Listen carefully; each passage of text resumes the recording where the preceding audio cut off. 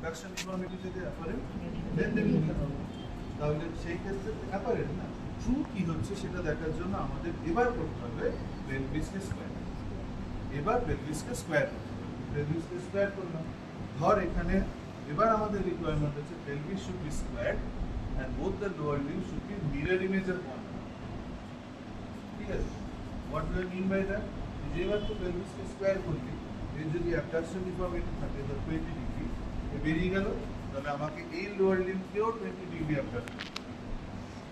তারপরে আমি মাপবো from the ASIS to the tip of the medial canthus। আবার উল্টো দিকেও ASIS to the tip of the medial canthus।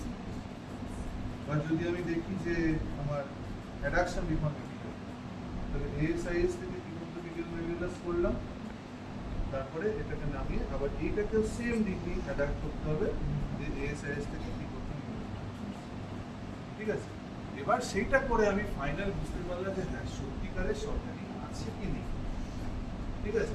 ধর এবার আমি দেখলাম যে 2 সেন্টিমিটার শর্টেনিং, সত্যিকারের আমার পেশেন্টের 2 সেন্টিমিটার শর্টেনিং আছে, তাহলে গোটা লোয়ার লিম্বে আমার টিবিয়া আছে, ফিমার আছে, শর্টেনিংটা যে কোনো জায়গায় হতে পারে।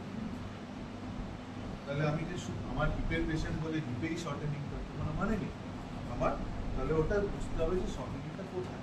তার জন্য আমার প্রথম করবো গ্যালিয়াসিস দেখার জন্য যে শর্টেনিংটা ফিমারে না টিবিয়া।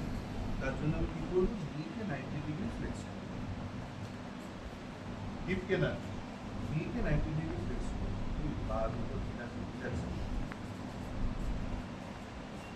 90 ডিগ্রি ফ্লেক্স করে এবার আমরা দুখানা নিয়ের লেভেলকে মেলাবো।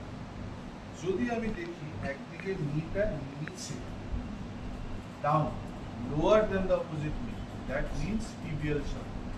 টিবিয়াটা ছোট হয়ে গেছে, ফিমারটা ঠিক আছে, তাই এইটা নিচের দিকে নেমে গেছে বলে হাঁটুটাও নিচের দিকে নেমে গেছে।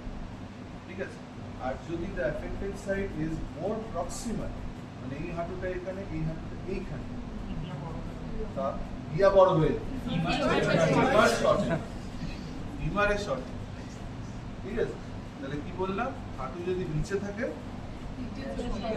হাঁটু যদি প্রক্সিমাল থাকে, ফিমোরাল শর্ট। ধর আমি পেলাম হাঁটুটা প্রক্সিমাল, ফিমোরাল শর্ট।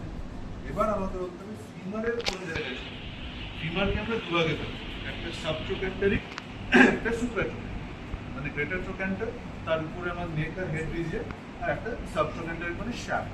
তাহলে আমার প্যাথোলজিটা শ্যাফটের জন্য নাকি আমার নেকের জন্য, মানে হিপ জয়েন্টের জন্য?